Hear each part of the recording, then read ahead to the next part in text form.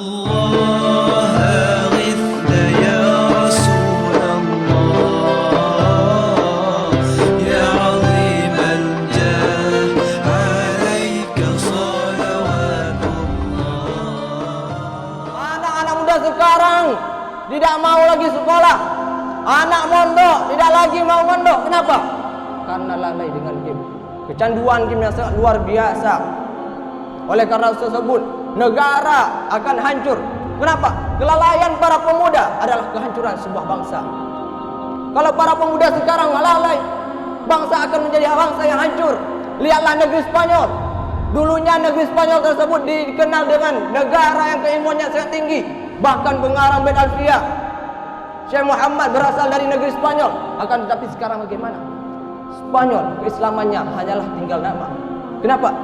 Karena para pemudanya tidak lagi mau menuntut ilmu. Tidak mau lagi menuntut ilmu. Mereka lalai.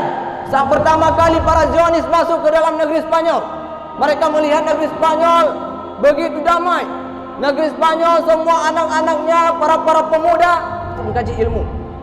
Akan tetapi semua adalah sudah direncanakan oleh para Zionis. Mereka memasuki berbagai alat untuk membuat para pemuda negeri Spanyol menjadi lalai, sehingga mereka menyerang negeri Spanyol dari segi manapun. Hal tersebut jangan sampai terjadi di Indonesia, khususnya di Aceh. Solusinya bagaimana?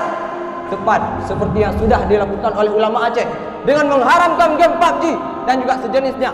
Game PUBG haram, game Free Fire haram, game ML haram. Kenapa? Itulah demi melindungi bangsa. Ulama Aceh peduli dengan bangsa. Ulama Aceh peduli dengan pemuda. Ulama Aceh peduli dengan anak-anak, semua anak bangsa. Jangan sampai mereka semuanya hancur. Jangan sampai semuanya mereka menjadi orang-orang yang durhaka, menjadi orang-orang yang tidak bisa berguna bagi negara dan juga bangsa. Ulama Aceh mengharamkan game tersebut.